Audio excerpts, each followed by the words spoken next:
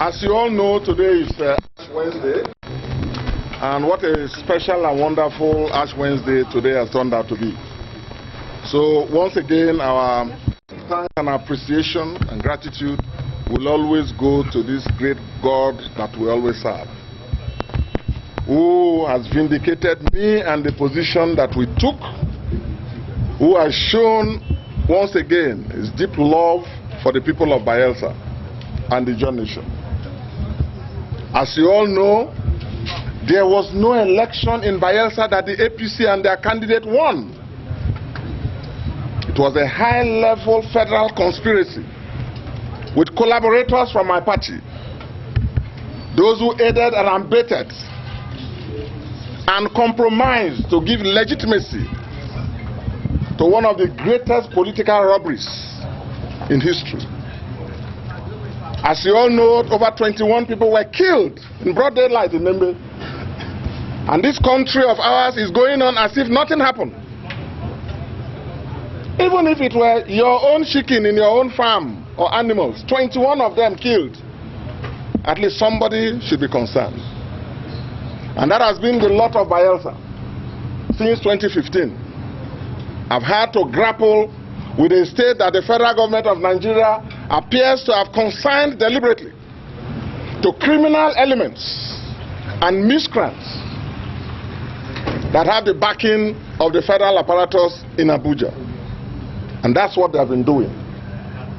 We will announce a date to bury the 21 who were massacred in Nembe sometime. But today, it's not for that. Today, we want to give God the glory, who has vindicated me, vindicated the leadership of the loyal members of the party, vindicated the dignity and honor and integrity of the electorate of Bayelsa. Because the Supreme Court has averted a catastrophe that was just waiting, a disaster that was waiting to happen.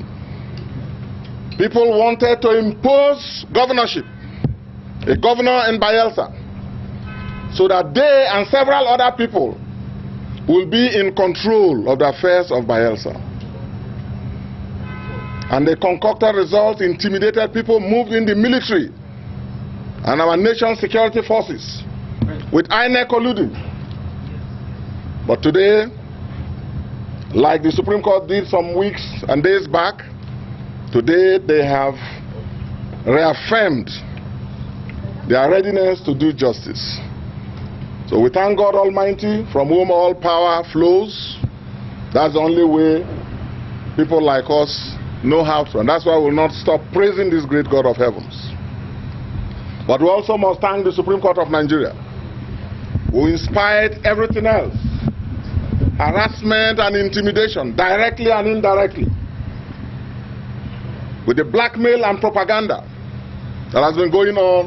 Today, once again, reaffirmed the role of our nation's judiciary to uphold and defend the Constitution and the rights of the oppressed peoples of our country.